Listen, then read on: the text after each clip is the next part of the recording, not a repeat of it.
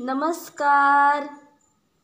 ज्योतिषशास्त्रानुसार नवग्रह एका विशिष्ट कालावधीनंतर राशी परिवर्तन करतो, ज्याचा थेट परिणाम प्रत्येक राशीच्या लोकांवर दिसून येतो. अशातच ग्रहांची युती तसेच शुभ अशुभ दृष्टीसुद्धा पडते, त्याचा थेट परिणाम राशीचक्रातील 12 राशींवर दिसून येतो.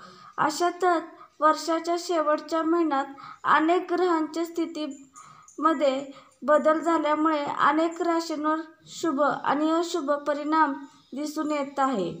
सूर्य आणि शनी 90 डिग्रीवर असेल, ज्यामुळे केंद्र नामक योग निर्माण होत आहे. या राशींना मोठा लाभ मिळू शकतो. जाणून घेऊया सूर्य आणि शनीमुळे निर्माण होणारा केंद्र योग कोणत्या राशीसाठी फायदेशीर ठरणार आहे.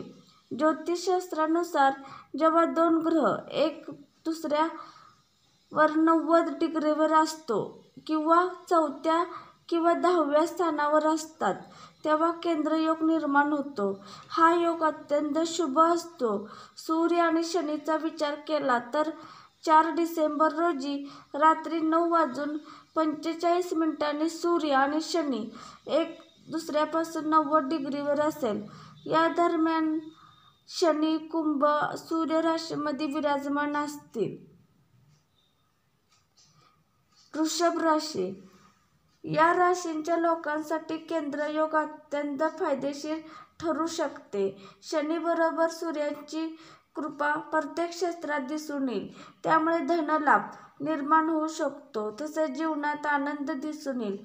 खूप काळापासून अडकलेले कामे पूर्ण होऊ शकतात. कार्यक्षेत्रात तुमच्या कामाचे कौतुक होऊ शकते. आर्थिक स्थिती उत्तम राहील. तसेच पैसा वाचवण्यात हे लोक यशस्वी ठरतील. वैवाहिक आयुष्य चांगले जाईल. समाजात मान सन्मान वाढेल. व्यवसायात पार्टनरशिपमध्ये येऊ शकतात, ज्यामुळे चांगला नफा मिळू शकतो. मिथुन राशी या राशीच्या लोकांसाठी शनी आणि सूर्यापासून निर्माण होणारा केंद्रयोग लाभदायक ठरू शकतो. या राशीच्या लोकांना प्रत्येक क्षेत्रात यश प्राप्त होऊ शकते. करिअरच्या क्षेत्रात भरपूर लाभ मिळू शकतो. या कामाचे कौतुकही केले जाईल आणि याची लोकप्रियता वाढेल. तसेच व्यवसायात भरपूर लाभ मिळेल. जास्तीत जास्त नफा मिळू शकतो. आर्थिक स्थिती उत्तम राहील. आरोग्य उत्तम राहणार आहे. मीन राशी मीन राशीच्या लोकांसाठी सूर्य आणि शनीचा केंद्र योग लाभदायक ठरू शकतो. या राशीच्या लोकांसाठी कुटुंबाचा संपूर्ण साथ मिळेल.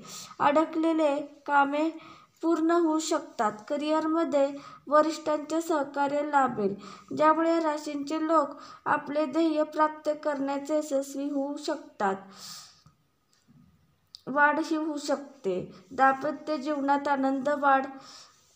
आनंद दिसून येईल. तसेच पैसे कमवण्याचे नवीन स्रोतही दिसून येईल. माझा व्हिडिओ आवडला असला तर लाईक व शेअर व कमेंट व सबस्क्राईब करा. धन्यवाद. श्री स्वामी समर्थ.